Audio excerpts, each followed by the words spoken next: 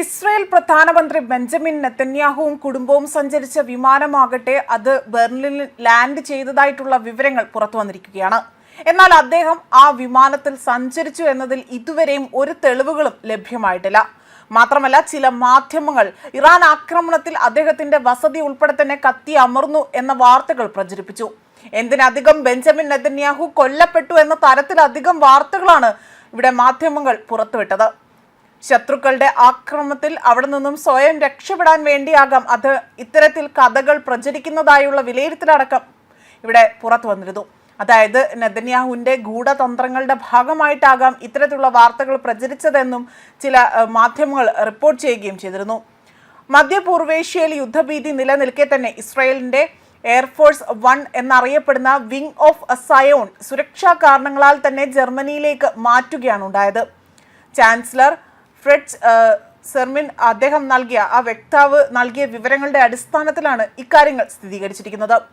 ഇസ്രായേലിൽ നിന്ന് പുറപ്പെട്ട വിമാനമാകട്ടെ മണിക്കൂറുകളോളം തന്നെ മെഡിറ്ററേനിയൻ കടലിന് മുകളിൽ വട്ടമിട്ട് പറന്നതിന് ശേഷമാണ് ബെർലിനിൽ അവിടെ ലാൻഡ് ചെയ്തതായി തന്നെ വ്യക്തമാക്കിയിരിക്കുന്നത്.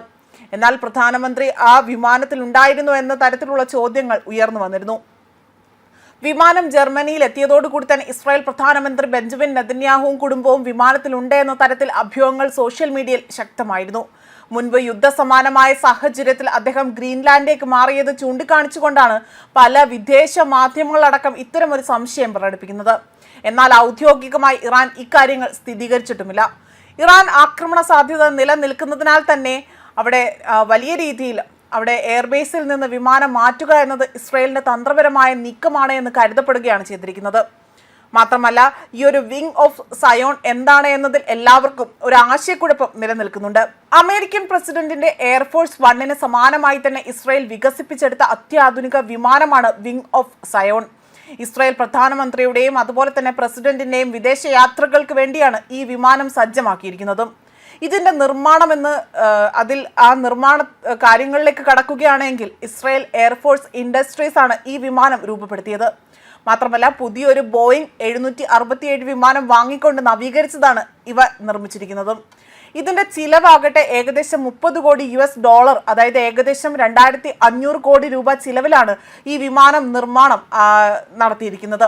മാത്രമല്ല, ഇത് പൂർത്തിയാക്കുകയും ഇതിന്റെ പ്രവർത്തന ചെലവ് ഏകദേശം ഒരു വർഷം ഈ വിമാനം പറക്കാനായി മാത്രം തന്നെ 4 കോടി സെക്ഷൻ, അതായത് ഏകദേശം 90 കോടി രൂപ ആവശ്യമായി വരികയും ചെയ്തു. പ്രത്യേകതകളുടെ കാര്യത്തിൽ വലിയ രീതിയിലുള്ള പ്രത്യേകതകൾ ഇതിലുണ്ട്. സുരക്ഷാ സംവിധാനങ്ങളും മറ്റും എല്ലാം പ്രാധാന്യം നൽകിക്കൊണ്ടാണ് വിങ് ഓഫ് സയോൺ നിർമ്മിച്ചിരിക്കുന്നതും. ഇതിനാകട്ടെ മിസൈൽ പ്രതിരോധ സംവിധാനമുണ്ട്. നിലത്ത് നിന്ന് തൊടുക്കുന്ന മിസൈലുകളെ തകർക്കാൻ ശേഷിയുള്ള വലിയൊരു സംവിധാനം തന്നെ ഇതിൽ ഘടിപ്പിക്കുകയാണ് ചെയ്തിരിക്കുന്നത്. റാഡോം സാങ്കേതിക വിദ്യ ഉപയോഗിച്ചുകൊണ്ട് അതീവ രഹസ്യ സ്വഭാവമുള്ള ആശയവിനിമയങ്ങൾ തടസ്സമില്ലാതെ തന്നെ നടത്താൻ ഈ വിമാനത്തിന് സാധിക്കും. മാത്രമല്ല, പല രീതിയിലുള്ള സൗകര്യങ്ങൾ ഇതിലുണ്ട്. പ്രധാനമന്ത്രിക്ക് വിശ്രമിക്കാൻ ബെഡ്റൂം, ഷവർ സൗകര്യം, അത്യാധുനിക കിച്ചൺ, അതേപോലെ തന്നെ കോൺഫറൻസ് റൂം എന്നിവ ഈ വിമാനത്തിനുള്ളിൽ സജ്ജമാക്കിയിട്ടുണ്ട്. മാധ്യമ പ്രവർത്തകർക്കും ഉദ്യോഗസ്ഥർക്കുമായി തന്നെ 145 സീറ്റുകളാണ് ഇതിന് മാത്രമായി തന്നെ സജ്ജീകരിച്ചിരിക്കുന്നത്. ഇതിൻ്റെ ഒരു ദൂരപരിധി ഏകദേശം ഇന്ധനം നിറയ്ക്കാതെ തന്നെ 11,000 കിലോമീറ്റർ വരെ പറക്കാൻ ഈ വിമാനത്തിന് സാധിക്കും. അതായത് ഇസ്രായേലിൽ നിന്ന് നേരിട്ട് ചൈനയിലേക്കോ US-ലേക്കോ അതുപോലെ തന്നെ ബ്രസീലിലേക്കോ പറക്കാൻ ഇതിന് സാധിക്കും എന്നതാണ് മറ്റൊരു കാര്യം. മാത്രമല്ല, പല രീതിയിലുള്ള വിമർശനങ്ങൾക്കും വിവാദങ്ങൾക്ക് പോലും ഇടവരുത്തിയിട്ടുള്ള ഒരു വിമാനം കൂടിയാണിത്. 2014 വിഭാവനം ചെയ്ത ഈ പദ്ധതിയുടെ ചെലവ് അത് ക്രിയാത്മകമായി തന്നെ വർദ്ധിച്ചത് ഇസ്രായേലിൽ വലിയൊരു രാഷ്ട്രീയ വിവാദങ്ങൾക്ക് കാരണമായിരുന്നു. തുടക്കത്തിൽ കണക്കാക്കിയതിൻ്റെ ഇരട്ടിയിലധികം തുക ഇതിനായി തന്നെ ചിലവഴിക്കേണ്ടി വന്നിട്ടുണ്ട്. ന്യൂസ് ഡെസ്ക് കർമ്മ ന്യൂസ്.